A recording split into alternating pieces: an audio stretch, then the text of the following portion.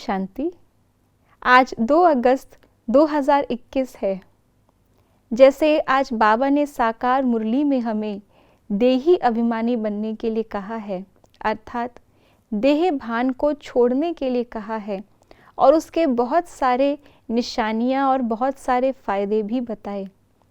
ऐसे ही आज बाबा हमें अव्यक्त इशारों में भी देह अभिमान से या देह भान से न्यारा होने के लिए कहते हैं। तो आइए जानते हैं आज का बाबा का अव्यक्त इशारा। जैसे ब्रह्मा बाप को चलता फिरता फरिश्ता देह भान रहित अनुभव किया, कर्म करते, बातचीत करते, डायरेक्शन देते, उमंग उत्साह बढ़ाते भी देह से न्यारा सूक्ष्म प्रकाश रूप की अनुभूति कराई, ऐसे फॉलो फादर करो। सदा देह भान से न्यारे रहो, हर एक को न्यारा रूप दिखाई दे। इसको कहा जाता है देह में रहते फरिश्ता स्थिति।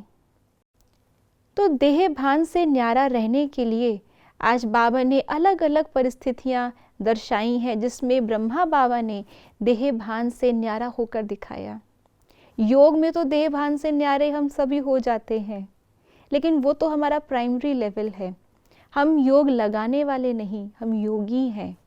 अर्थात हर कर्म में हमारी वही अवस्था हो जो हमारी योग में बैठते समय हो। इसके लिए बाबा ने बताया, जैसे कोई हम डायरेक्शन दे रहे हैं किसी को या किसी को उमंग उत्साह में लेकर के आ रहे हैं, उस समय अक्सर करके हम बहुत जल्दी देह भान में आ जाते हैं। डायरेक्शन देते हैं तो अपनी अथॉरिटी का नशा आ जाता है।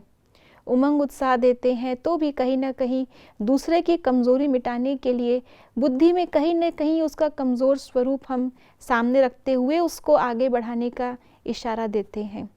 परिस्थिति कोई भी हो, लेकिन पहले पहले हमें अपने देह भान से न्यारा होना है।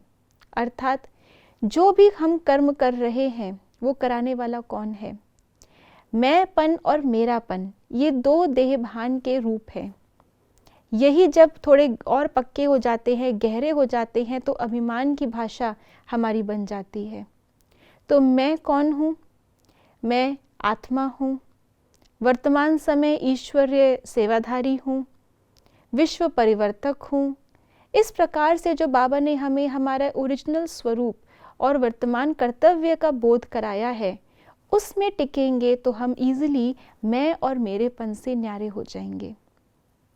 और उसके बाद दूसरा देह भान हमें आता है दूसरे सामने वाले व्यक्ति का भान, उसकी कमी कमजोरी, उसका नाम, उसका रूप, उसकी विशेषताएं आदि आदि। उससे भी न्यारा होकर के, जैसे बाबा जब मुरली चलाते हैं तो हमें हमेशा मीठे बच्चे कहते हैं।